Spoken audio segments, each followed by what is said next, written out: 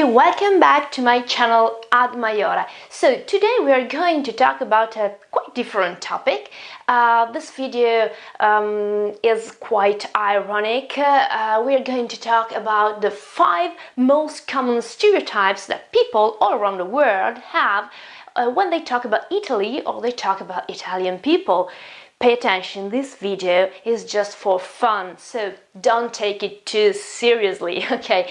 But I really wanted to do that because, you know, I work with this language, I talk with people all around the world every day. I've got a lot of foreign friends, and I've studied English all my life. I watch videos, and there are these stereotypes that quite recurring, okay? They come over and over again. Some of them are quite true or partially true.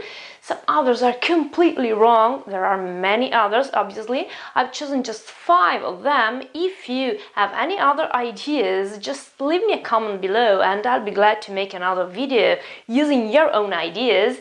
And today, okay, we are going to see just these 5 most common stereotypes, starting from the 5th, okay, the 5th one, and then we go up to the first one. So, stereotype number 5.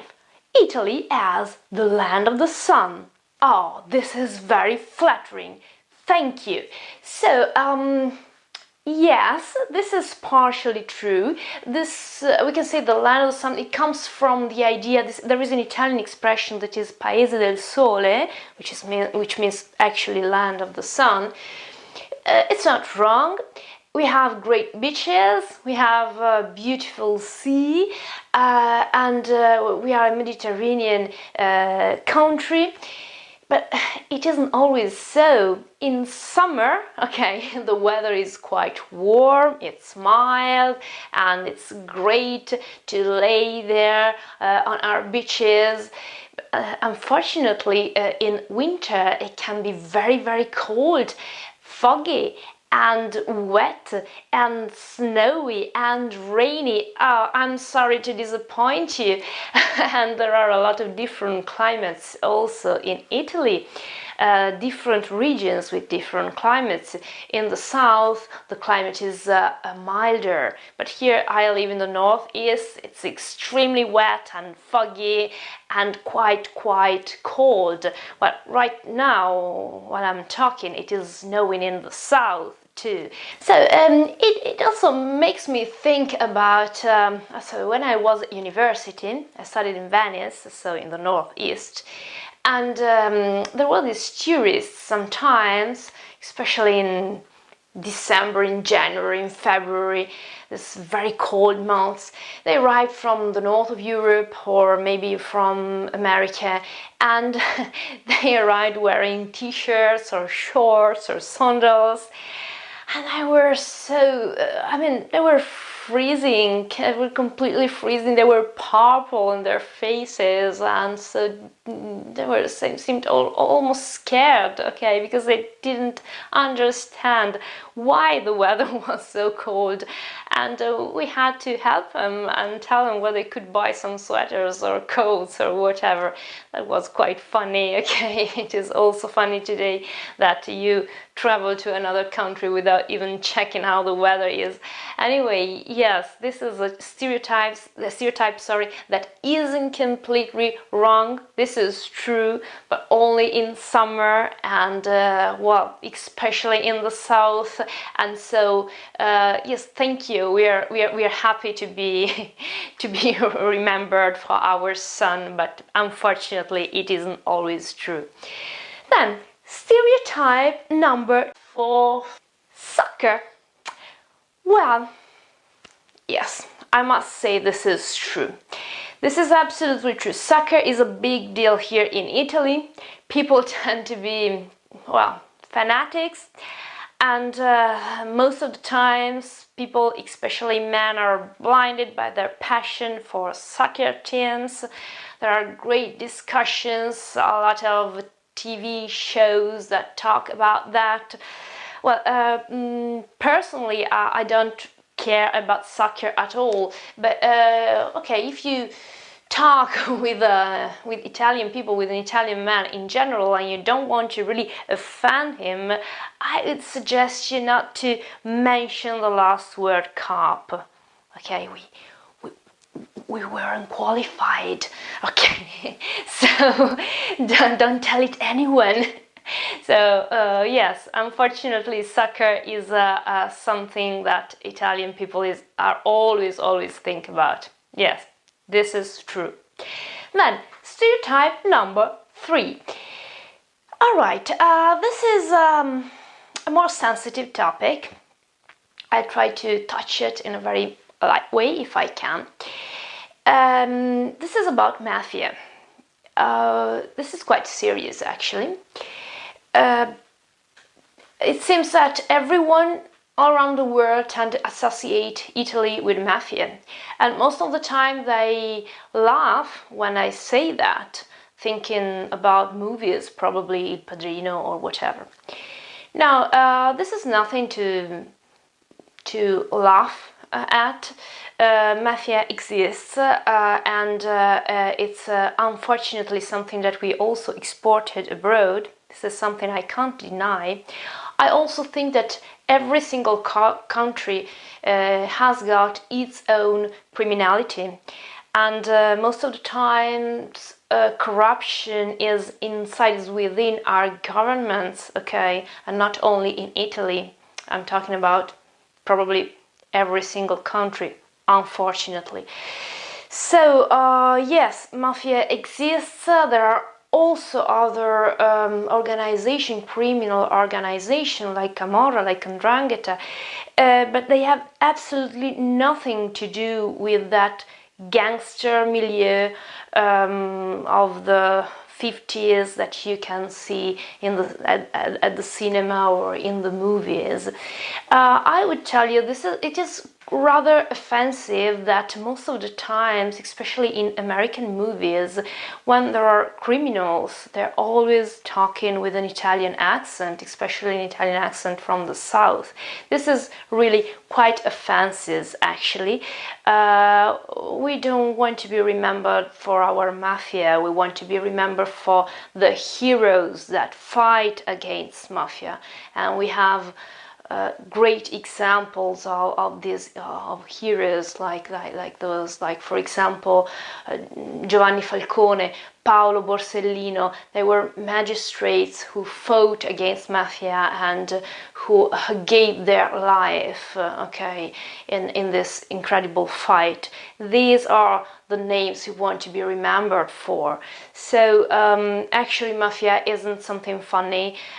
People died, and caricatures or funny characters don't make us laugh at all. Well, let's go back to something funny. So stereotype number 2. Food. All right, food.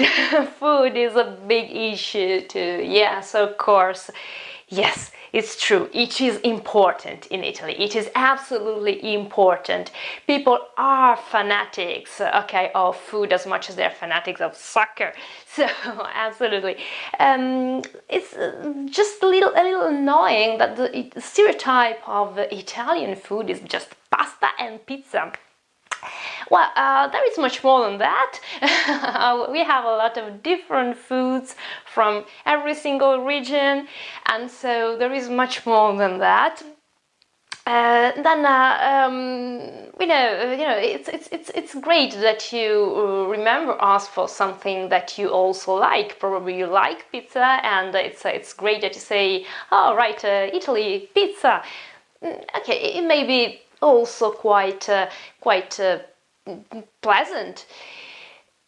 Right, problem is that we aren't just pizza, we aren't just pasta, we are much more than that, and I would love people to say, "Oh, Italy, great, Renaissance, history, arts."